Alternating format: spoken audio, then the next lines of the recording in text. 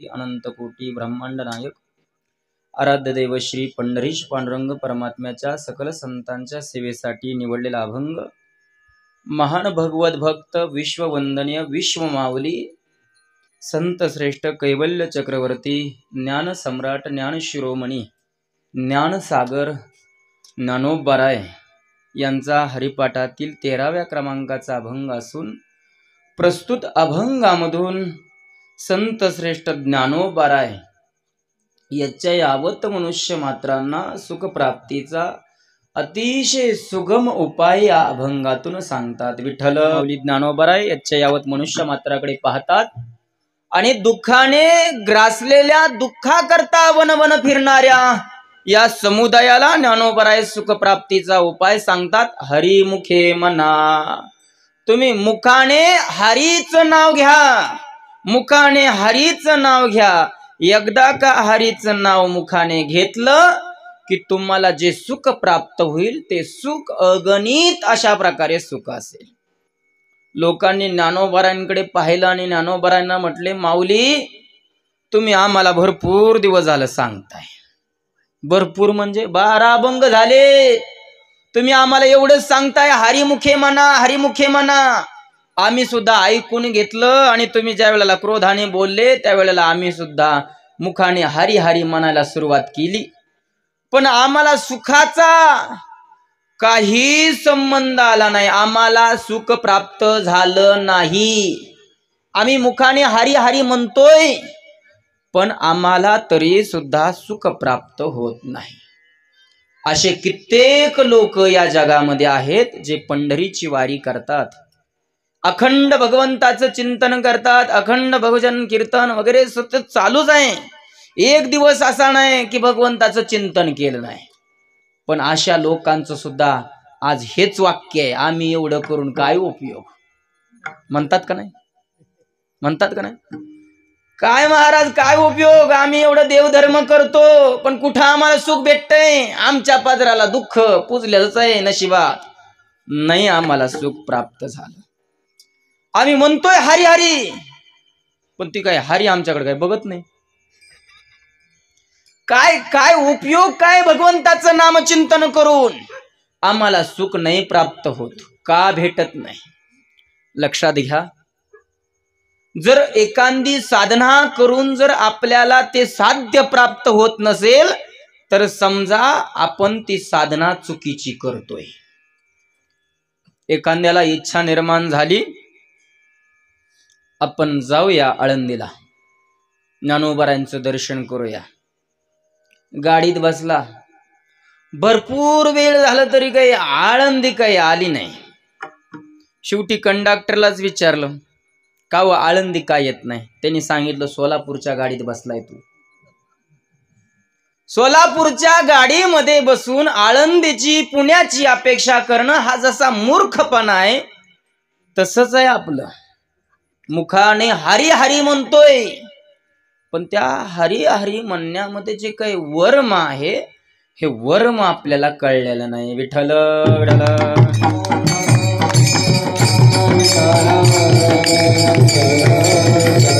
हो, वर्म कळणं अतिशय महत्वाचं आहे। काय वर्म आहे? वर्म आहे दृष्टीचं, आपली दृष्टी बदलली पाहिजे। दृष्टी चुकीची आहे, काय दृष्टी चुकते, कशी दृष्टी असावी ती दृष्टी ज्ञानोबाराय अभंगाच्या प्रथम चरणात सांगतात। समाधी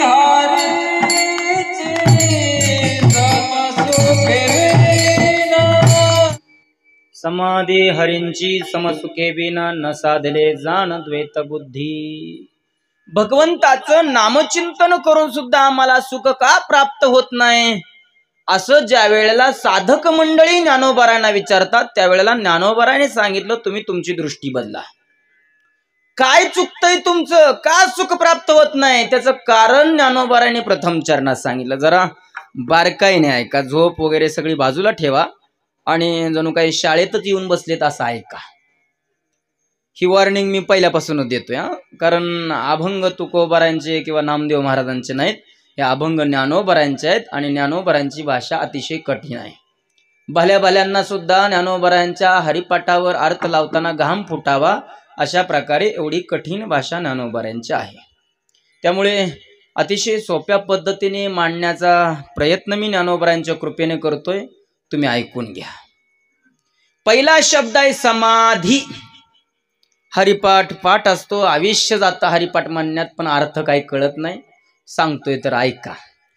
समाधी हा शब्द आपण अनेकदा ऐकतो. अमक्याने समाधी घेतली, तमक्याने समाधी घेतली. हे समाधी आपण शब्द जोडतो.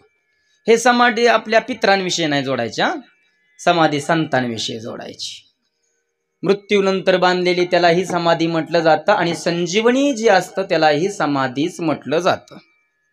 ज्ञानोबरायांनी समाधी घेतली असं आपण म्हणतो. एकनाथ महाराजांनी समाधी घेतली, नामदेव महाराजांनी समाधी घेतली. हे समाधी शब्द म्हणजे काय? समाधी समाधी म्हणजे नक्की काय? समाधी शब्दाचा अर्थ मी देह आहे या कल्पनेतून पुढे जाणं, याला म्हणायचं समाधी. मी देह आहे याच्या पलीकडे जाणं म्हणजे मी देह नाही, मग मी कोण आहे? अहम ब्रह्मास्मी, मी परमात्मा आहे, मी तो पांडुरंग आहे, या स्थितीला पोचणं त्याला म्हणायचं समाधी. एखादा जर फार गाढ झोपला असला तर म्हणतात काय समाधी लागली, उठ ना गेला, कवाची का उठू लागलो, समाधी. एखादा जर मोठा माणूस अंगावर पडला तर काय म्हणतात, अहो माझी समाधीच लागली असती, समाधी. समाधी शब्दाचा अर्थ आपल्याकडे असा होतो ज्या ठिकाणी दुःखाचा लवलेश नाही त्याला म्हणायचं समाधी. ज्या ठिकाणी दुःख तीळ मात्र सुद्धा नाही त्याला म्हणायचं समाधी. आपण पुराणामध्ये कथा ऐकतो, अमके अमके समाधीला बसले, अंगावर पूर्ण वारुळ चढलो. आपण ऐकतो का नाही? नवनाथ ग्रंथामध्ये ऐकतोय, इतरत्र आल्या कोळ्यांच्याही चरित्रामध्ये आपण पाहतोय. समाधी लागली आणि काय झालं? वारुळ. वारुळ कधी चढतो? वारुळ तयार होणं म्हणजे काय? वारुळ कोण तयार करतं? चिमण्या, हा मुंग्या करतात वय. बरं, मुंग्या करतात का वाळव्या करतात? हा. मग वाळवी जर एखादी आपल्या हातावर ठेवा, कसं वाटतं? भारी वाटतं का नाही? असं वाटतं का अजून अजून चालू होते तुमचा कार्यक्रम? वाळव्या पूर्ण अंगावर फिरतात, अंगठ्यापासून शेंडीपर्यंत, तिथून पुढे वर तयार वारुळ तयार होतंय. हे वारुळ तयार होस तर हे मेलेले नाहीत. जे काही कोणी संत आहेत ते मृत्यू झालेले नाही, देह आहे पण देहाचा संबंध तुटलेला आहे. देह आहे पण देहाचा संबंध तुटलेला आहे, त्याला म्हणायचं समाधी. ही समाधी जिवंत असताना सुद्धा प्राप्त होते. जनक महाराजांच्या चरित्रामध्ये कथा भाग येतोय. जनक महाराज म्हणजे सीता मातेचे पप्पा, पिताश्री, आणि प्रभू रामचंद्रांचे सासरे जनक राजा. जनक राजा अतिशय भक्तिशील अशा प्रकारे महात्मे होते. राज्यामध्ये चातुर्मास सुरू झाला आणि चातुर्मासामध्ये अखंडपणे प्रवचन चालू आहेत आणि त्या प्रवचनामध्ये लाईट गेली. विठ्ठल विठ्ठल विठ्ठल विठ्ठल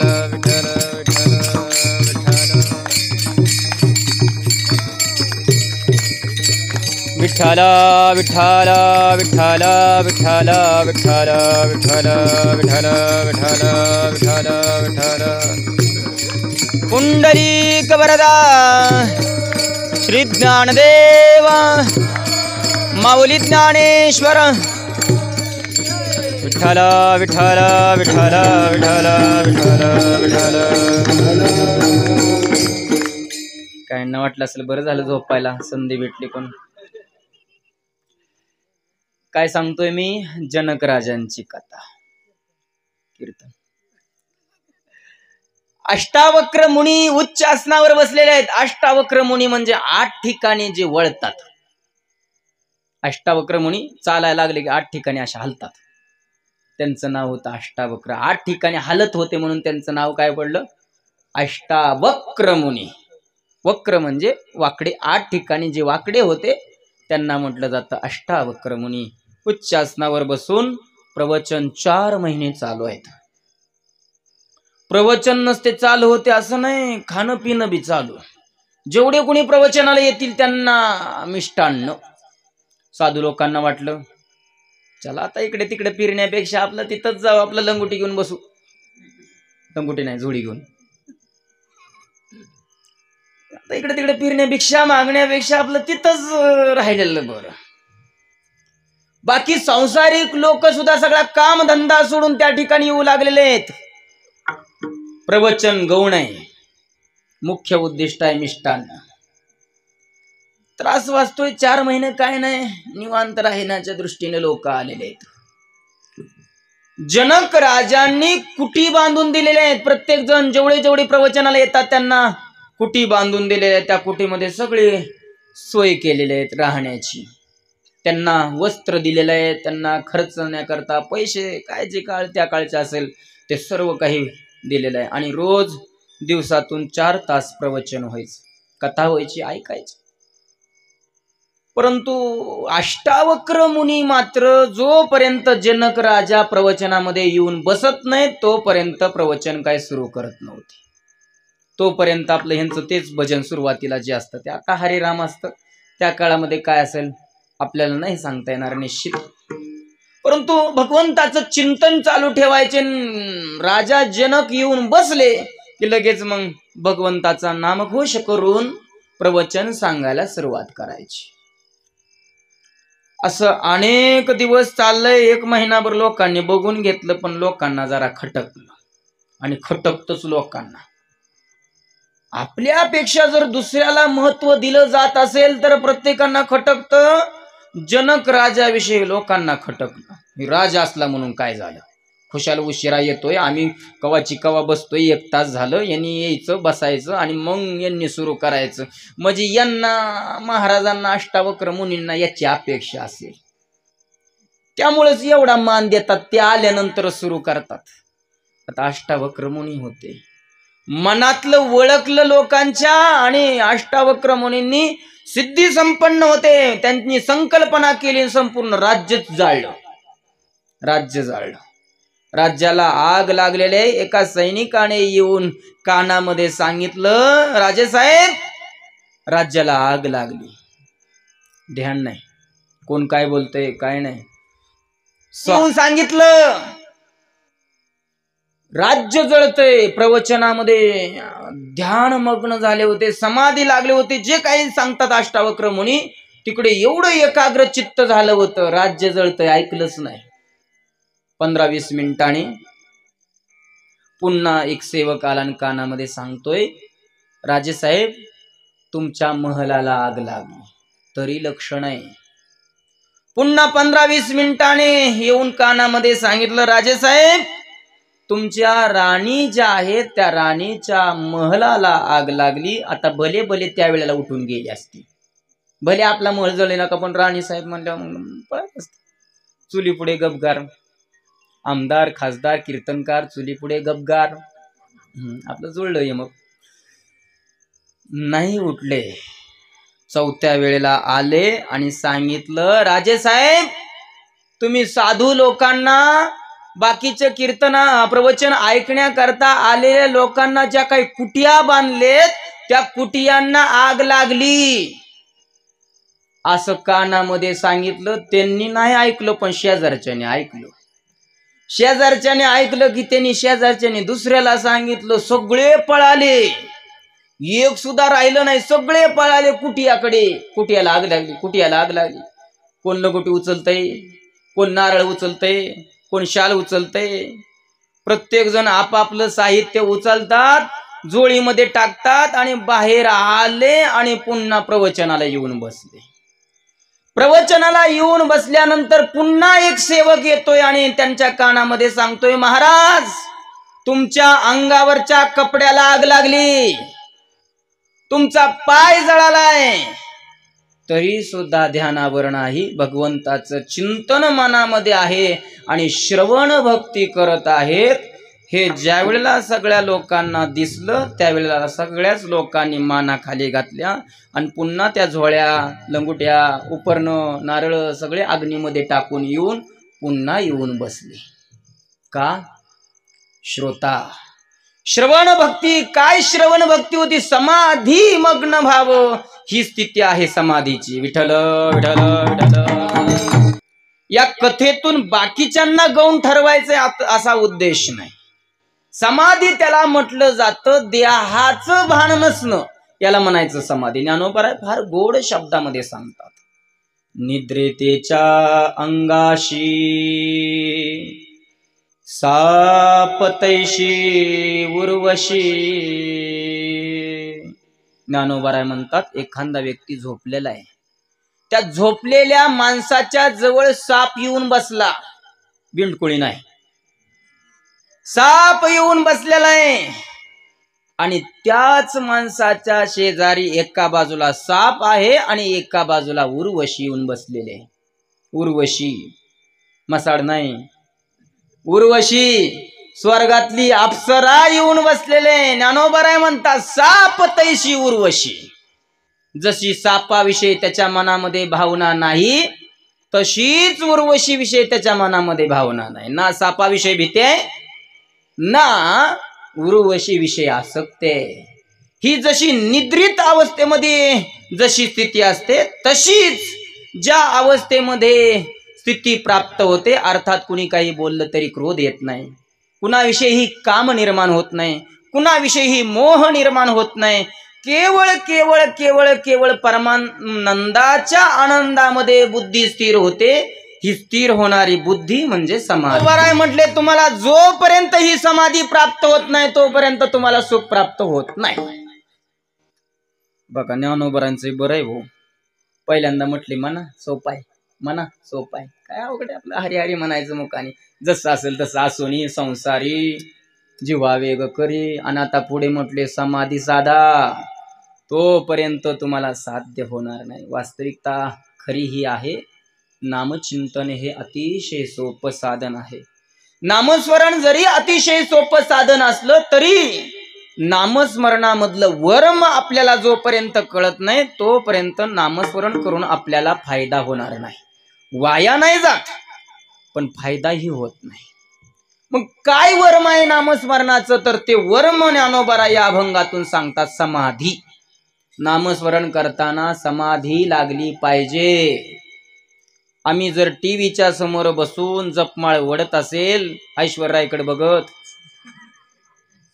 कशी हो समाधी लागल? आपणच विचार करा. विठ्ठल विठ्ठल. बैसोनी कराये कचित्त. बैसोनी एका जाग्यावर बसून करा एक चित्त.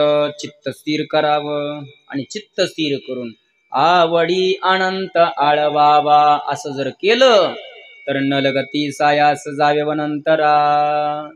सुखे तो घरा नारायण. भगवंताचं चिंतन आवडीने आणि प्रेमाने करावं.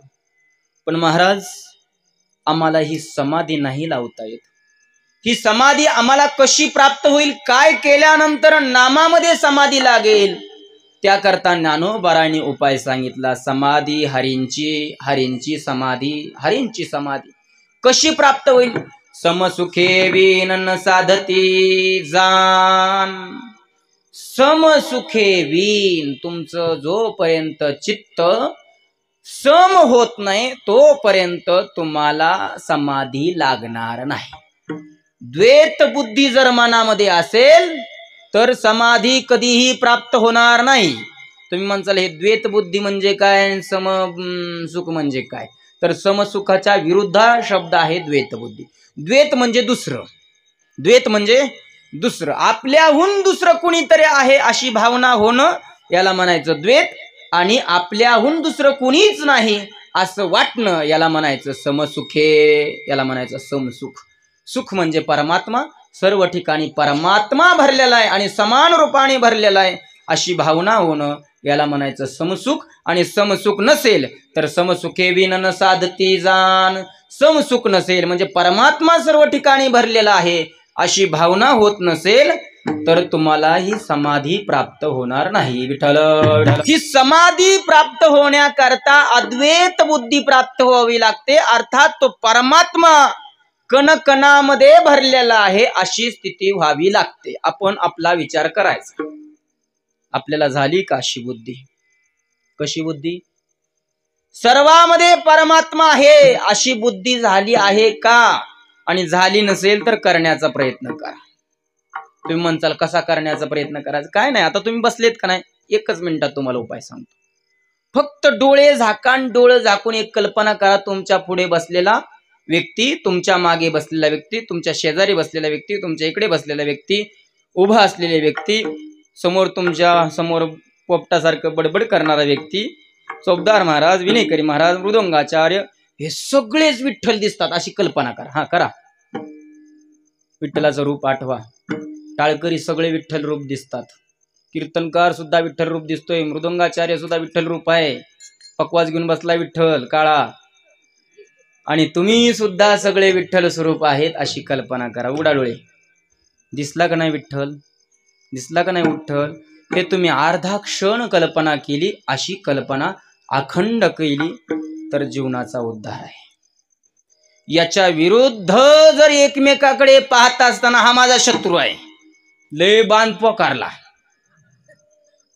असं जर बघत असाल, ना तुमचं कल्याण आहे ना तुमच्या कुलाचं कल्याण आहे.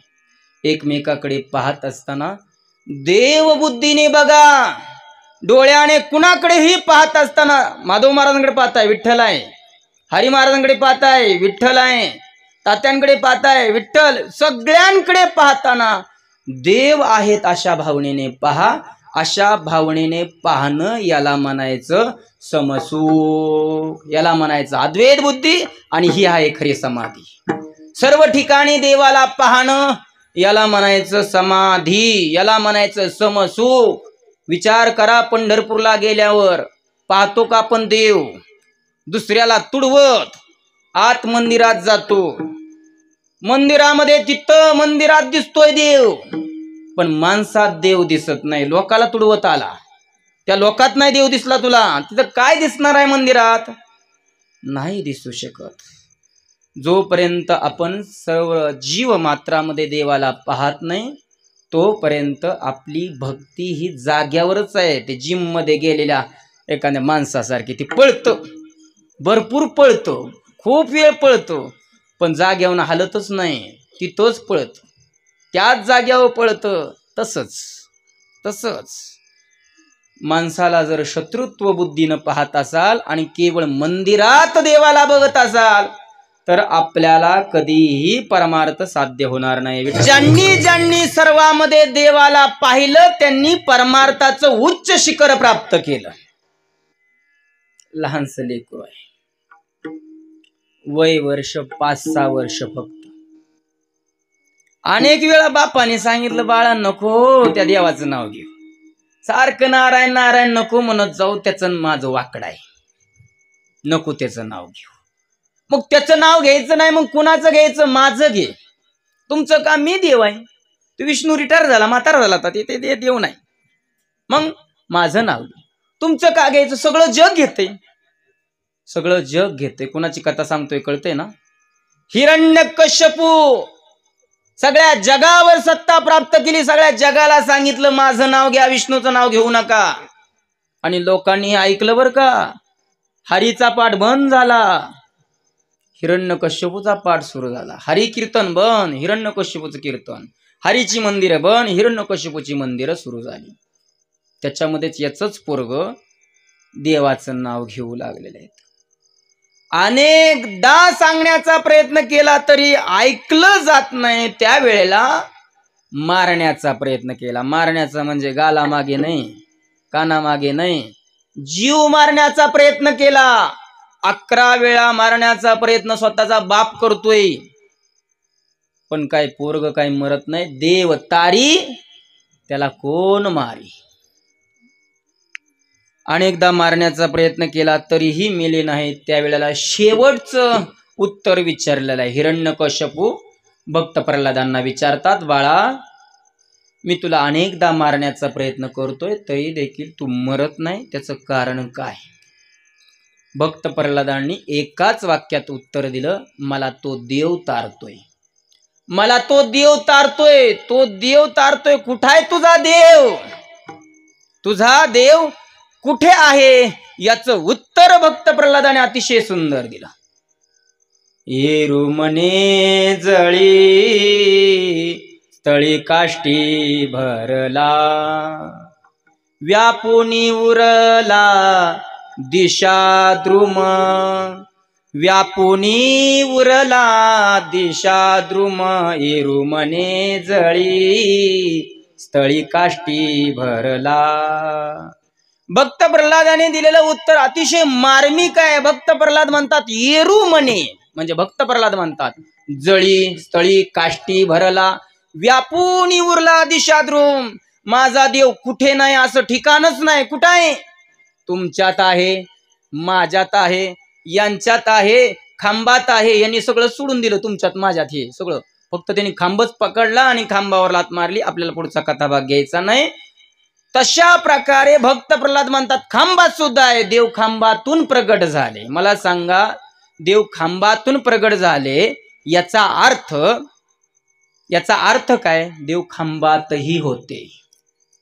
देव खांबातून प्रगट झाले याचा अर्थ काय? देव खांबातही होते.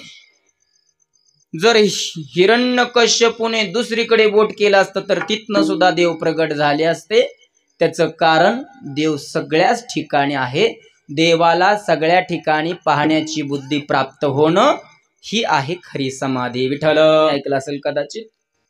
एकनाथ महाराजांच्या अंगावर एक व्यक्ती 108 वेळा थुंकला. आपल्याला ते थुंकलेला भाग नाही सांगायचा, आपल्याला त्याच्या पुढचा भाग सांगायचा आहे. जो थुंकणारा व्यक्ती होता तो यवन होता. आता अर्थात मुस्लिम धर्मामध्ये जन्मलेला व्यक्ती. त्या व्यक्तीचं नाव येते सिद्धी आली. त्याचं नाव आहे सिद्धी आली. पान खाल्लं, अंगावर थुंकला. 108 वेळा हा प्रकार झाल्यानंतर त्याला कसं तरी वाटलं, अपमान वाटला. एवढं अंगावर 108 वेळा थुंकून सुद्धा एकनाथ महाराजांना क्रोध येत नाही. क्षमा मागावी असं त्यांनी ठरवलं. एकनाथ महाराज आले आणि एकनाथ महाराजांच्या चरणी दंडवत करून आता माफी मागायची असं ठरवलं. पण त्याच्या अगोदरच एकनाथ महाराज त्याला दंडवत करतात. फार चांगलं केलं तू माझ्या अंगावर 108 वेळा थुंकून. कोण म्हणतंय? एकनाथ महाराज. आपण नाही. चुकून चुकून अशी थुंकी गेली गाडीवरनं, काय होईल नाही आपल्याला सांगता येत. मुद्दाम थुंकला, जाणून बुजून पान खाऊन थुंकला. आणि असं करून सुद्धा एकनाथ महाराज म्हणतात बरं झालं माझ्या अंगावर तू 108 वेळा थुंकला. तू 108 वेळा थुंकला म्हणून मी 108 वेळा गोदावरीचं स्नान केलं. तुझ्यामुळं घडलं. फार लाजला. महाराज मला माफ करा, मला काहीतरी प्रायश्चित्त द्या. त्यावेळेला महाराजांनी दिलेलं प्रायश्चित्त फार महत्वाचं आहे. हे मला भाग सांगायचा आहे. महाराजांनी उपदेश केला, जे जे भेटे भूत ते ते मानिजे भगवंत, हा भक्ती योग निश्चित जाण माझा, जे जे दृष्टी दिसे ते ते हरी रूप, पूजा ध्यान जप त्यासी नाही. डोळ्याने जे जे पाहणं, जे बघतोय ते सगळं हरी रूप आहे असं जर बघितलं नाही, तीर्थयात्रा करावं लागते ना, पूजा करावं लागते, काहीच करायची गरज नाही. फक्त ज्याला बघताय ते सगळं देव बघा. उपदेश मानला. रस्त्याने चाललेले आहेत, जात असताना गाढव दिसतोय, गाढवामध्ये देव पाहिला नाही दिसला सुरुवातीला, पण तो गाढव म्हणजे देव आहे, गाढवात देव आहे असं मानलं. गाढवाला दंडवत घातलं, पुढे चालले. पुढे वराह दिसलं, वराहामध्ये सुद्धा देवाला पाहिलं, दंडवत घातलं. कुत्रा दिसला, मांजर दिसला, माणूस दिसला, स्त्री दिसला, पुरुष दिसला, जे कोणी दिसेल त्यामध्ये देव आहे असं मानून दंडवत घालायला सुरुवात केली. हा व्यक्ती दिसेल त्याला दंडवत घालतोय म्हणून त्या सिद्धी अली बाबाचं नाव पडलं दंडवत स्वामी. लोक त्याला दंडवत स्वामी म्हणू लागले. स्थिती एवढी प्राप्त झाली. रस्त्याने चाललेलं मेलेलं गाढव रस्त्यात पडलेलं आहे. मेलेल्या गाढवामध्ये देव पाहिला, दंडवत घातलं, मेलेलं गाढव उठून पळालं. लोकांना कळलं, लोकांनी प्रेत यात्रा चालू असलेली सुद्धा बंद केली आणि त्यांच्या समोर आणून टाकायला सुरुवात केली। एकनाथ महाराजांना कळलं सृष्टीच्या विरोधात सर्व चक्र चालू आहे। एकनाथ महाराज जवळ बोलवतात, डोक्यावर हात ठेवतात आणि त्याला समाधी देतात। ही अवस्था प्राप्त झाली। कुणाला प्राप्त झाली? जो अंगावर थुंकला त्याला। पण का प्राप्त झाली? एकच साधना सांगितली, जे डोळ्यांनी दिसेल त्यांच्यामध्ये देवाला बघा, देवाला पाहिलं आणि त्या योगाने एकनाथ महाराजांनी समाधी दिली। मला असं वाटते तो सिद्धी अली बाबा होता। एकनाथ महाराजांच्या अंगावर 108 वेळा थुंकला होता। हे दुष्कृत्य आपल्याकडून नाही घडलेलं आणि हे दुष्कृत्य करण्या इतपत आपण वाईट सुद्धा नाही। मग त्या सिद्धी अली बाबाला जर केवळ सगळ्यामध्ये देव पाहून समाधी प्राप्त होत असेल तर आपल्याला का नाही होणार? आजपासून सगळे द्वेष भाव सगळे विसरा, सर्वांमध्ये देवाला बघा आणि सर्वांमध्ये देव पाहून राम राम नमस्कार करायला सुरुवात करा। ज्या अंगावर संपूर्ण समाज थुंकतोय, संन्यासाची कार्टी म्हणून हिनवतोय, तरी ज्ञानोबरांच्या मुखातून आशीर्वाद निघतोय। हे काय आहे? ही आहे अद्वैत बुद्धी। ज्ञानोबरांनी याचं उत्तर दिलं। ज्ञानोबरा 12व्या अध्यायामध्ये ज्ञानेश्वरीमध्ये म्हणतात, आपणची विश्व झाला तरी भेदाभाव सहजची गेला, म्हणून द्वेष उठेला जया पुरुषा। ज्ञानोबा म्हणतात आमच्या ठिकाणी द्वेष भाव राहिला नाही।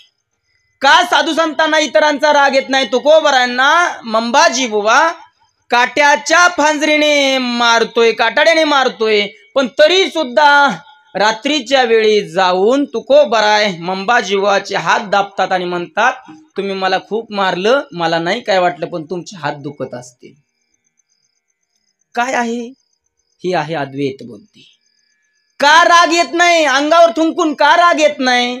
अंगावर चिखल टाकून संन्यासाची कार्टी म्हणून हिनवून का राग येत नाही? आम्हाला केवळ बुवा म्हणलं तरी राग येतो। बुवा बुवा, आता माळ घातल्या बुवाच म्हणलं पाहिजे, पण तरी राग येतो। संन्यासाची कार्टी म्हणून पहिलं ज्ञानोबरांचं नाव संन्यासाची कार्टी, लक्षात घ्या। आम्ही नसतं गळ्यात माळ टाकली की महाराज वा वा, गावात म्हणजे ज्ञानोबराच अवतरित आले यांच्या रूपाने। काय लोक बोलतील लोकांना माहित, काय स्तुती करतात लोक परमार्थ करायला लागणाऱ्या लोकांची। ज्ञानोबरांची ती स्तुती नाही केली ज्यांनी परमार्थाचा पाया रचला त्यांची। आता मस्त उपमाच उपमा आहेत, कैवल्य चक्रवर्ती आणि यांचे राजे, काय असेल ते असेल। पहिली उपमा ती दिली, पण तरी सुद्धा त्या लोकांचा उद्धार करण्याची भावना का झाली? अद्वैत बुद्धी। मुक्ताबाई सांगतात ताटीच्या अभंगामध्ये, जीवदातानी चाविली कोणी 32 ताडिली। कळतंय का? जेवता जेवता जीवदातानी ताडिली कोणी 32 ताडिली, जीवदातानी चाविली। कधी कधी चुकून काय होतं, जीभ दाताखाली गावते चावली जाते, म्हणून आपण रागा रागाने हातात दगड घेतो का? काय रे वाटतं का? एकटे बाय माणूस बघितलं खुशाल बाकीचे सगळे तिला मारताय असं म्हणतं। जीभ म्हणजे काय? स्त्रीलिंगी झाली। जीभ हा शब्द स्त्रीलिंग आहे, दात हा शब्द पुरुषलिंग आहे। जीभ एकटी आणि हे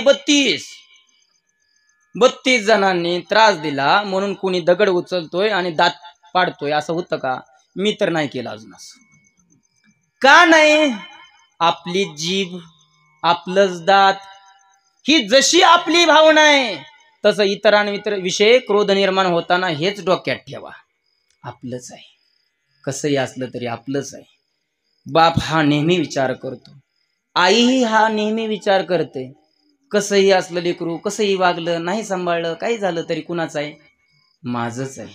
स्वतःच्या लेकराविषयी एवढा कळवळा येतोय ना, तसाच इतरांच्या लेकराविषयी कळवळा येण्याकरता त्यांच्यामध्ये सुद्धा आपला बुद्धी पहा। आत्मोपमेन सर्वत्र, आपल्याप्रमाणे सर्व ठिकाणी बुद्धी पहा।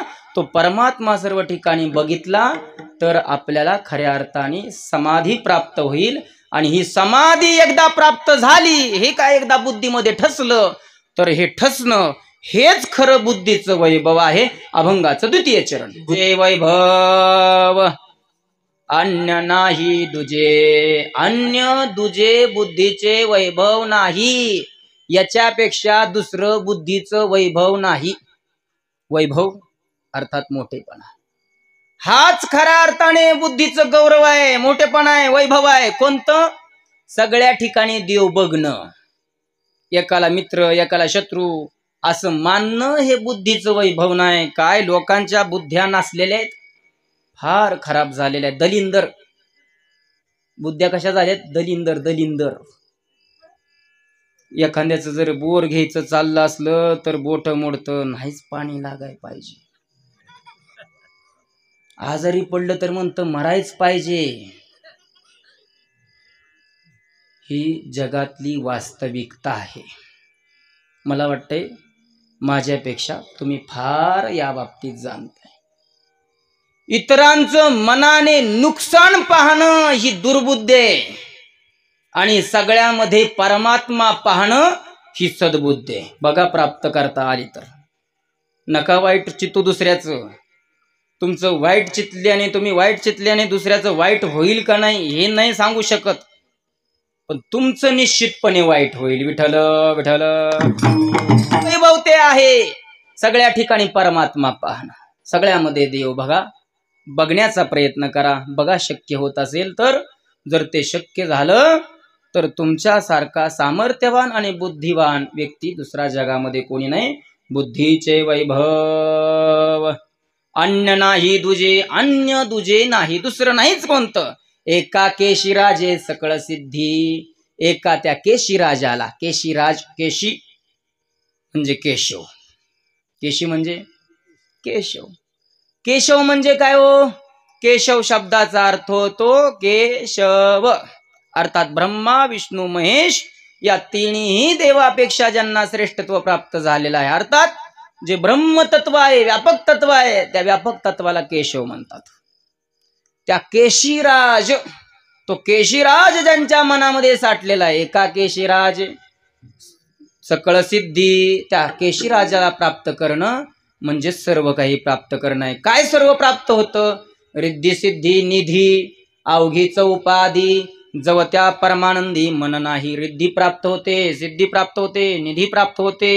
पण हे सगळं जरी प्राप्त झालं, पण परमात्म्याच्या ठिकाणी बुद्धी नसेल तर अवघीच उपाधी, रिद्धी सिद्धी निधी अवघीच उपाधी. कधी उपाधी आहे? जव त्या परमानंदी मन नाही. त्या परमानंदाच्या ठिकाणी, त्या पांडुरंगाच्या ठिकाणी जर तुमचं मन नसेल तर रिद्धी सिद्धी निधी अवघीच उपाधी. रिद्धी म्हणजे ऐश्वर्य, सिद्धी म्हणजे जसं बोलल तसं होणं वगैरे वगैरे, अशा अनेक सिद्धी असतात.